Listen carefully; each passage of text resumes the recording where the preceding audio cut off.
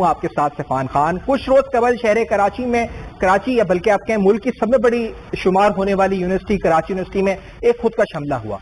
इस खुदकश हमले में चीनी यानी चाइनीज को टारगेट किया गया।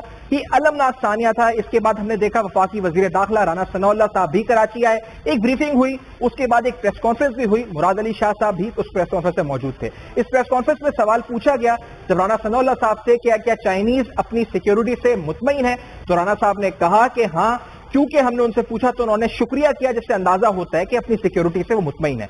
लेकिन ये सानिया, ये धमाका अपने आप में बहुत से अहम सवालात छोड़ गया।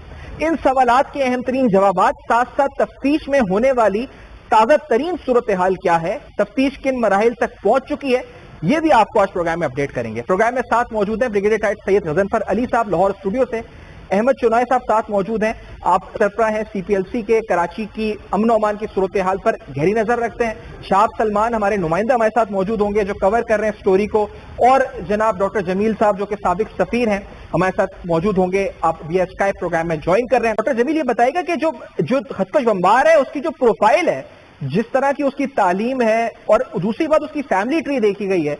कहा गया कि वालिद एक यूनिवर्सिटी में रजिस्ट्रार हैं, भाई तहसीलदार है, और खानदान के लोगों को इल्म नहीं था कि उसका कोई ताल्लुक था, या बगैर खानदान की कहा गया कि फैमिली ट्री देखी या उनके लिंक्स देखे तो कोई उनका अस्करियत तंजीम से ताल्लुक नहीं था। तो ये आपने किस तरह देखा कि ये प्रोफाइल, एक तो खातून होना, फिर पढ़ी लिखी होना, फिर उसके बाद उसके जो फैमिली है उनका एक अच्छा बैकग्राउंड होना, शौहर एक डॉक्टर होना, कितना डिफरेंट था पाकिस्तान में इससे पहले जो खुदकश हमले हुए उनके मुकाबले में? डॉक्टर जमील साहब, ये एक नया डायमेंशन है, और इस नया डायमेंशन को समझने के लिए ये बहुत जरूरी है कि हम जो बदलता हुआ मंजरनामा अपने मुल्क में और हमारे गिरदो नवा में रीजन में आ रहा है, उस तनाज़ुर में हम देखें कि हमारे ये तंजीमें जिस तरह के DLA है और जिस तरह के ये मजीद ब्रिगेड है, इस पे इन बदलते मंजरनामे का क्या असर पड़ता है। अब मैं आपको चीज़ आधे मिनट में बता देता हूँ।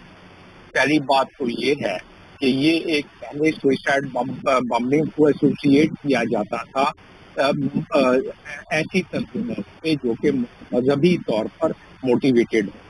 ये उससे एक नया डायमेंशन नजर आ रहा है जो अपने एक कौमी आइडियोलॉजी के तहत इस हद तक मोटिवेट कर दी गए हैं। अब वो उनका स्टैंड कितना सही कितना गलत उससे कता नजर, तो उसको इतना मोटिवेट और रेडिकलाइज और इंडोक्ट्रिनेट कर दिया गया है। और उसमें जाहिर है अब तक जो गुफ्तगू हुई जिसमें कि लोकल फंडिंग, फॉरेन फंडिंग, जो इस्लाहात हैं उसमें फॉरेन फंडिंग तो है, लेकिन उसके अलावा जो ओवरसीज डायस्पोरा बलोच हैं उनकी भी बहुत ज्यादा फंडिंग इस तंजीम में है। और उसकी वजह यही है कि हम क्योंकि अब तक ज्यादातर सेल्फ डिसेप्शन में रहने के आदी हैं, हम कास्ट के तरफ नहीं जाते हैं।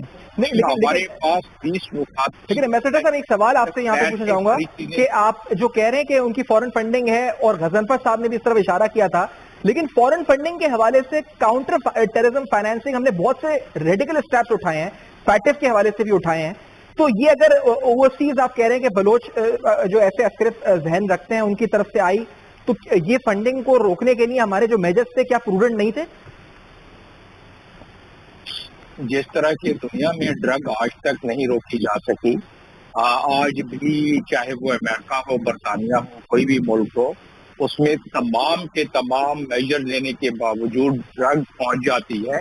इसी तरह तमाम के तमाम मेजर लेने के बाद फंडिंग भी पहुंच जाती है। अच्छा। मैं जब यूनाइटेड नेशंस में खिदमत अंजाम दे रहा था तो मैंने खुद डील किया है सोमालिया तंजीमों से और तंजीमों से, तो मुझे मालूम है कि उनकी फंडिंग किस तरीके से तमाम कदमों के बावजूद। अच्छा, अगर एम्बेसडर साहब इजाजत दें, मैं एक छोटा सा ब्रेक के बाद बिल्कुल आप ही के ऊपर वापस आ रहा हूँ। मुख्तसर सा ब्रेक नाज़रीन, ब्रेक के बाद वापस आते हैं। अहम तरीन सवालात, ये गेट का लदम है क्या, किस तरह ऑपरेट करती थी, खुदकश बमबार की प्रोफाइल, तफ्तीश के ताज़ा तरीन मराहिल, ये सब कुछ ये ब्रेक के बाद हमारे साथ रही है। जमील साहब, मैं आपकी तरफ था ब्रेक से पहले, मुझे बताएं कि अब मौजूदा डायनेमिक्स को सामने रखते हुए, और मैं सवाल ये आहिस्ता आहिस्ता सबके सामने रखूंगा کیا لا انفورسمنٹ اور سیکورٹی ایجنسیز کو، جس طرح آپ نے کہا کہ ایک نئی پروفائل کے ساتھ ایک خود کا جمبار خاتون آئی ہے جو ہائیلی ایجوکیٹڈ اور اچھے بیک گراؤنڈ سے بظاہر نظر آتی ہے، تو کیا ہمیں مزید ہوشیار ہونے کی ضرورت ہے ہماری لا انفورسمنٹ کو؟ جمیل صاحب دیکھیں، دو ایسپیکٹ ہے نا. لا انفورسمنٹ کو اپنے فزیکل اور انٹیلیجنس نیٹ ورک کے ذریعے جتنا چیزوں کو چیک کر سکتے ہیں، لیکن سوئسائڈ بمبنگ کا دنیا میں بہت ساری جگہوں پر کوشش کر کے رہ گئے. امریکہ اتنی بڑی قوت نیٹو کے ساتھ مل کے کوشش کر کے رہ گیا. افغانستان میں اس کو نہیں کنٹرول کر سکا، عراق میں کنٹرول نہیں کر سکا، یمن میں کنٹرول نہیں کر سکا، بہت سارے ممالک میں. تو یہ جو خودکش بمبار ہیں ان کو کنٹرول کرنا لا انفورسمنٹ ایجنسی جو ہمارے پاس اس وقت ذرائع ہیں، اور خاص طور پہ جو ہماری کوآرڈینیشن میں ابھی بھی فقدان ہے، کیونکہ یہ زیادہ تر انٹیلیجنس بیسڈ چیزیں ہوں تو زیادہ آسان ہو جاتی ہیں. فزیکلی بیریئر لگا کے روکنا خودکش بمبار کو، یہ سبوں کو پتا ہے کہ بہت مشکل ہے. اور اس کے پیچھے جو ابھی باتیں ہو رہی تھیں کہ فنڈنگ کے معاملات کو کاٹنا، ان کی گڈ انڈاکٹرینیشن ہوئی ہے یا موٹیویشن ہوئی ہے، اس کو ڈی ایکٹیویٹ کرنا یا ڈی انڈاکٹرینیٹ کرنا. 20 نکاتی پلان میں موجود ہیں یہ چیزیں، نیشنل ایکشن پلان میں. بدقسمتی سے اس پر عمل نہیں ہوا. اور پھر اپنی فورن پالیسی دیکھیں، جہاں جہاں سے فنڈنگ آ رہی ہے ہم نے ڈوسیئر دیے ہیں. ہم نے اقوام متحدہ میں ڈوسیئر جمع کرایا ہے، اس میں ہم نے بتایا ہے کہ را کی میکسیمم فنڈنگ ہے اس خطے میں، اور میکسیمم وہ اس پہ انویسٹ کر رہا ہے. اور اب وہ بات منظر عام پر آ گئی کلکوشن کے بعد، لیکن وہ پریشر بلڈ نہیں کر سکے ہم اپنے فورن منسٹری کے ان ممالک پر جو کہ فنڈنگ کر رہے ہیں. اور خاص طور پر انڈیا کا سب سے بڑا بجٹ را کا جو ہے ہی اسی مقصد کے لیے کہ کس طرح ڈیسٹیبلائز کیا جائے، پاکستان میں کس طرح افراتفری پھیلائی جائے.